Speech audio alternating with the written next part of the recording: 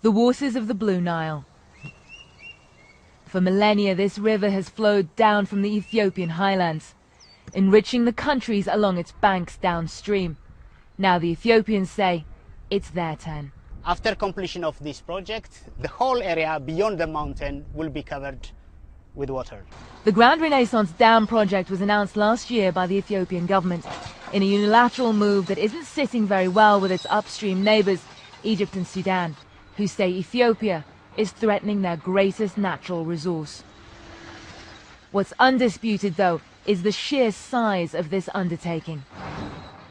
This is the bridge that we are building in order to cross the Blue Nile. Francis Verdi works for the Italian construction firm building the dam. If they manage to stay on schedule, in 6 years' time, Ethiopia says it will be able to generate enough electricity to power the entire region. This is one of the largest dam in the world. We have just started the excavation of the main dam. We started also some excavation in the Saddle Dam, but we are still in the mobilization stage. Semegnu Bekele is in charge of overseeing this mammoth project. As he looks out over the river valley, he seems undaunted by the undertaking looming before him. Bekele has worked on 3 other dams in Ethiopia, but this will be his first attempt at damming the Blue Nile. Hydropower is a backbone for any country's sustainable development. This Nile River originates from our country and flows without giving any benefit to us. Now we are able just to utilize or use this river. It might be a source of national pride for Ethiopia, but for Egypt and Sudan, this project is deeply contentious. Egypt, with its population time bomb, is particularly worried. Nearly 85% of its water originates in Ethiopia. Egyptians say they will not be held hostage over water.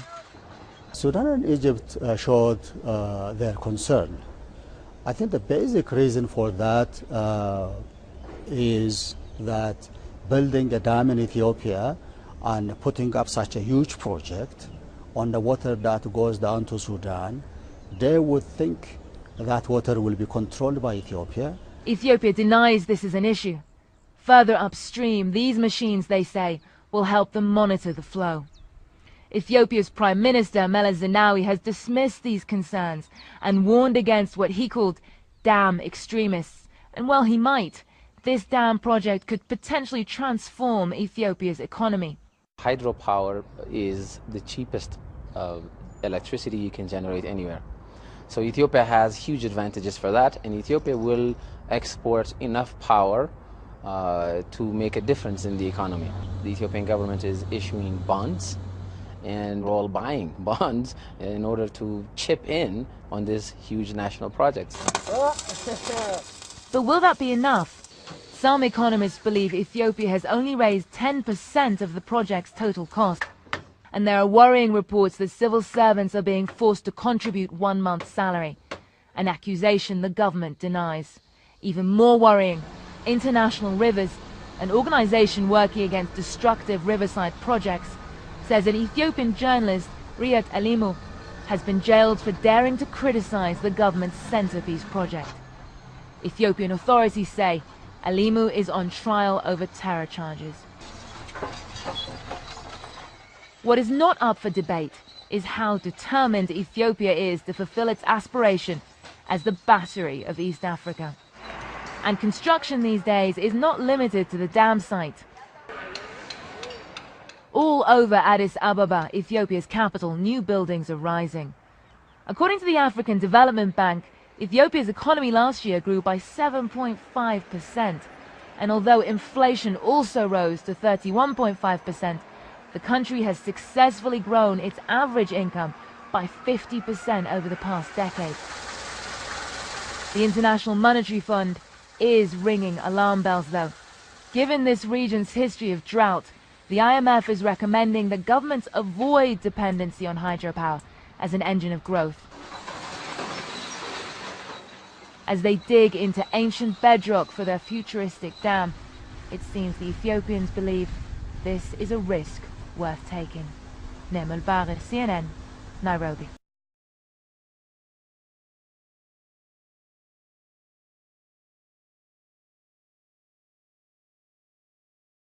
We had some personal relationships here with Ethiopia, so we'd had the privilege of coming and seeing the place. And I think unlike a lot of people, Ethiopia wasn't just something we'd heard about. It was a place we'd visited. It was a place we'd come here to Addis Ababa, and we'd been really impressed with the things we'd seen, with the people, with the attitude, with the opportunities. So thankfully, a lot of the preconceptions that I think many investors sort of are led to understand and believe, we'd sort of broken through accidentally by visiting for personal reasons and getting to know this place. And as we looked at Ethiopia, we realized, gosh, we've got the second largest population in Africa. We've got these incredible trade schemes where you're duty-free, you're tariff-free going into the European markets, into the U.S. markets. You have a very interesting geographical location vis-a-vis the Middle East and Europe. And you're surrounded by countries like Kenya that have proven to be tremendous markets for business, and yet Ethiopia seemingly has been left off the map. Why is this? So we really started thinking through it. Instead of just making a judgment call and saying, oh, no one goes to Ethiopia, why should we? We really thought through it, and we realized, wow, this is an opportunity. We have just a consumer market alone that's going to be a viable driver for business in the future, and we have the potential, I think, to create an economic capital for East Africa that rivals the political capital that Ethiopia is really known for.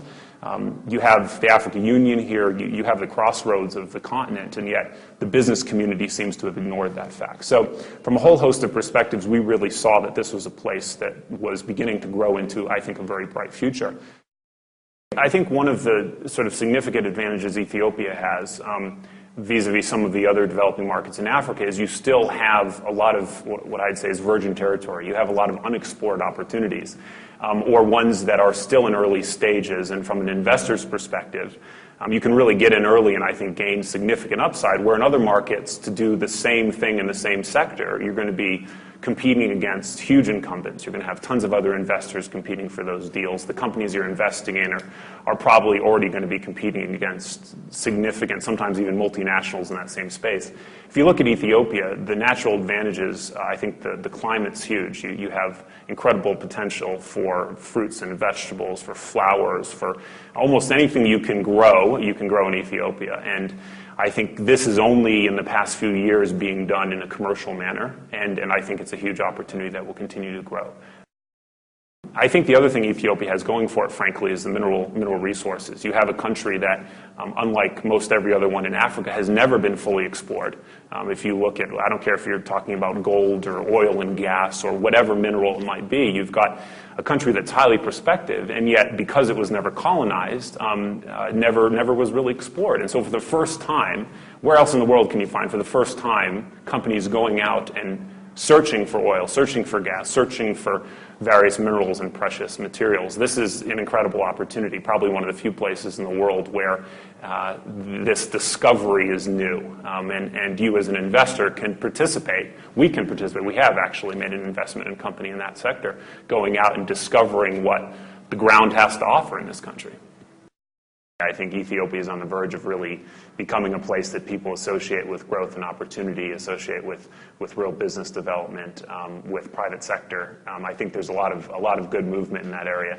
I think when you say really what is that one thing that's going to stand out, it's hard to define. There's a great thing about Ethiopia. There's so much going on, and there's so many new opportunities emerging, new sectors being sort of built and promoted. I think there's a whole lot of things that may end up standing out. But in my opinion, there's really sort of this interesting kind of dual track development that's taking place that I think Ethiopia will become known for in both cases. On one hand, I think something quite major, something very significant that Ethiopia is going to be standing out of the crowd for is its ability to really deliver great pricing and manufacturing. I think you have 80 million people. You have a fantastic labor force that's extremely low cost. I'm based in Beijing, very much aware of what's happening in the manufacturing capital of the world, China. The major issue facing manufacturers is the cost of labor. There really is significant issues in delivering the same cost structure that just a few years ago was possible in China. And I know firsthand that manufacturers, buyers are saying, where can we go? Where can we find labor that's responsible, that's trustworthy, that can be trained well, and most of all is extremely low cost. And I think Ethiopia is going to emerge as a real leader in low-cost manufacturing.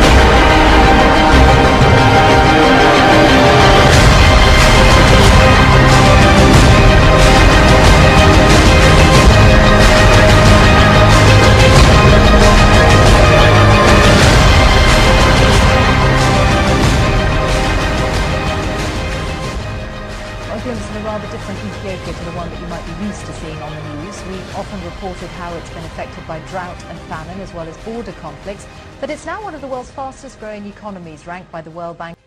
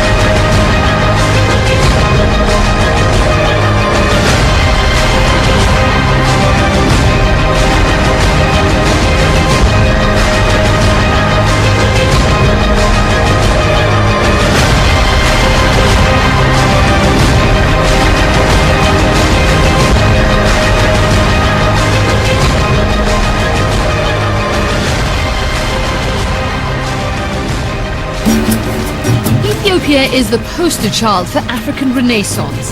The government projects that within the next decade it will be the third fastest growing economy on the planet, behind China and India. Signs of regrowth and renewal are easy to spot in Addis Ababa.